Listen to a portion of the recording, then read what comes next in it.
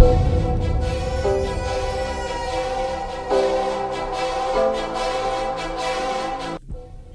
दोस्तों, आज के इस वीडियो में हम बात करेंगे कि कैसे भारत ने श्रीलंका से 23 साल पुराना बदला लिया और हिसाब बराबर किया। जी हाँ दोस्तों, एशिया कप के फाइनल में भारतीय टीम ने श्रीलंका को सिर्फ 50 रनों पर सिमटने के बाद 10 विकेट से मैच जीत लिया। और इसी जीत के साथ जहां श्रीलंकाई टीम ने पहले बल्लेबाजी करते हुए 300 रनों का लक्ष्य दिया था और जवाब में टीम इंडिया सिर्फ 54 रन पर सिमट गई थी। इस मैच के बाद एक वक्त ऐसा आया जब श्रीलंकाई खिलाड़ियों ने भारतीय खिलाड़ियों को जलील करने पर आ गए थे और भारतीय खिलाड़ी भी हुए थे शर्मसार, क्योंकि यह हार क्रिकेट इतिहास की सबसे बड़ी हार बन गई थी।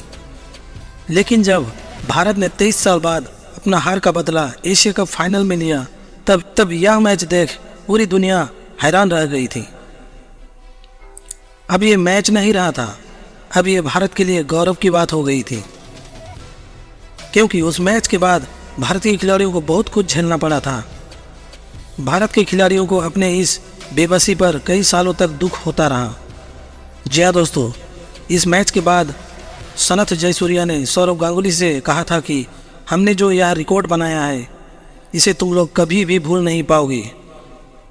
और जवाब में सौरव गांगुली ने बस यही कहा था कि तुम्हारा यह रिकॉर्ड भारत ही तोड़ेगा। याद रखना, आज तुम्हारा दिन था। एक दिन आएगा जब तुम्हारे खिलाड़ी भारतीय खिलाड़ियों के सामने बौने नज़र आएंगे। तब जयसूर्या ने हंसते हुए कहा था, वो दिन कभी नहीं आए। तो चलिए दोस्तों, हम आपको बताते हैं उस मैच की रोमांच भरी पूरी कहानी। तो दोस्तों, बात है साल 2000 की चैंपियंस ट्रॉफी फाइनल मुकाबले की, जहां भारत और श्रीलंका आमने सामने थी और स्टेडियम था शारजा क्रिकेट स्टेडियम। और इस फाइनल मैच को देखने के लिए दर्शक काफ़ी उत्साहित थे। मैच में पहले श्रीलंका ने टॉस जीतकर पहले बल्लेबाजी करने का फैसला किया। आए सनथ जयसूर्या और कालू कीर्तनिया। जयसूर्या ने जाहिर खान की पहले ही गेंद पर चौका लगाकर अपनी मंशा जाहिर कर दी और भारत को बता दिया कि आज कुछ अलग होने वाला है। बल्लेबाजी में श्रीलंका की तरफ से शानदार शुरुआत होती है, जहां सनथ जयसूर्या चौकों की बारिश कर रहे थे, वहीं कालू कीर्तनिया भी बखूबी साथ निभा रहे थे। नतीजा यह हुआ कि श्रीलंका ने 8 ओवर के बाद बिना कोई विकेट खोए 44 रन बना लिए थे। उसके बाद 9वां ओवर लेकर आए जाहिर खान और अपनी पहली ही गेंद क्लीन बोल्ड कर भारत को पहली सफलता दिलाते। इसके बाद क्रीज पर आते हैं मारून, जिसे सचिन तेंदुलकर की बेहतरीन फील्डिंग के बदौलत रन आउट किया जाता है। अब श्रीलंका का स्कोर 90 रन पहुंच चुका था और मैदान में एंट्री हुई महिला जयवर्धने की, लेकिन वे कुछ अच्छा नहीं कर पाते हैं और सुनील जोशी की गेंद पर युवराज सिंह के हाथों कैच दे देते हैं। भारत इस मैच पर धीरे धीरे पकड़ बना ही रहा था, लेकिन जयसूर्या एक ओर से टिके हुए थे। सनथ जयसूर्या का टिकना और आक्रामक बल्लेबाजी करना भारत के लिए सिरदर्द बन रही थी। जयसूर्या को आउट करने के लिए कप्तान सौरव गांगुली ने अपने सभी हथकंडे अपना लिए थे, लेकिन जयसूर्या टस से मस नहीं हो रहे थे। अब मैदान में थे जयसूर्या और कुमार संगकारा। दोनों मिलकर श्रीलंकाई पारी को संभालने की कोशिश की। तब भी 28वां ओवर लेकर आए सचिन तेंदुलकर ने अपनी 5वीं गेंद पर संगकारा को क्लीन बोल्ड कर देते हैं। अब श्रीलंका की रन गति धीमी हो जाती है। जब संगकारा आउट होते हैं तो श्रीलंका का स्कोर 4 विकेट पर 116 रन था। अब मैदान पर आते हैं रसल आर्नोल्ड। जयसूर्या ने रसल आर्नोल्ड के साथ मिलकर 5वें विकेट के लिए जबरदस्त 166 रनों की साझेदारी की। अब रसल और जयसूर्या विस्फोटक बल्लेबाजी करते हुए 161 गेंदों पर 189 रनों की साझेदारी कर लेते हैं, जिसमें 21 चौका और 4 जबरदस्त छक्के शामिल थे। यहाँ तक तो सभी को लग रहा था कि जयसूर्या आज दोहरा शतक लगाकर इतिहास रचने वाले हैं, लेकिन 49वां ओवर लेकर आते हैं कप्तान सौरव गांगुली और अपनी पहली ही गेंद पर जयसूर्या को स्टंप आउट कर देते हैं। और जयसूर्या की अतिशी पारी को अंत करते हैं। अब श्रीलंका 50 ओवर के बाद 299 रनों का विशाल लक्ष्य भारत के सामने रख देता है। अब भारत को जीत के लिए 300 गेंद में 300 रन की ज़रूरत थी। भारत की तरफ से सौरव गांगुली और सचिन तेंदुलकर पारी की शुरुआत करने आते हैं, लेकिन ये पारी भारतीय इतिहास की सबसे बेकार पारी होने वाली थी। ये पारी आज भी सोचकर भारतीय क्रिकेटर उदास हो जाते हैं। वास्तव में यह पारी कोई याद भी नहीं करना चाहता। ये पारी इतनी खराब थी कि आप भी कल्पना नहीं कर सकते। जी हाँ, ये पारी भारतीय क्रिकेट इतिहास की सबसे दर्दनाक पारी थी। पारी के तीसरे ही ओवर में सौरव गांगुली आउट हो जाते हैं। उस समय भारत का स्कोर होता है 8। बाद 10 रन के स्कोर पर सचिन तेंदुलकर भी चामुंडाबाज की गेंद पर क्लीन बोल्ड हो जाते हैं। जब भारत का स्कोर 15 रन होता है तब युवराज सिंह भी चामुंडाबाज की गेंद पर आउट हो जाते हैं। 19 रन के स्कोर पर विनोद कांबली भी आउट हो जाते हैं। भारत के लगातार गिरते विकेट कुछ और ही बयां कर रहे थे।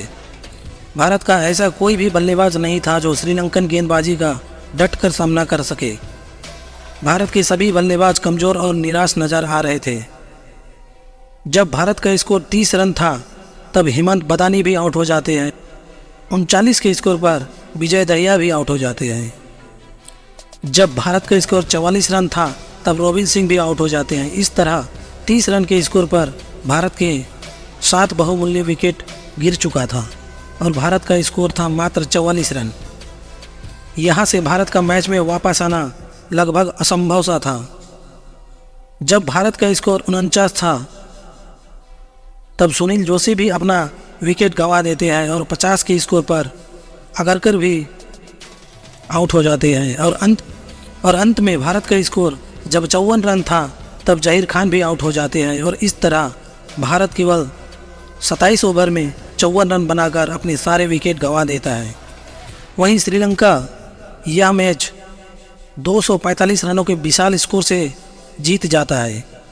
मैच में रोबिन सिंह के अलावा ऐसा कोई बल्लेबाज नहीं था जो दहाई का आंकड़ा छुआ था और इस तरह टीम इंडिया एक दिवसीय मैच में सबसे ज़्यादा रनों से हारने वाला देश बन जाता है।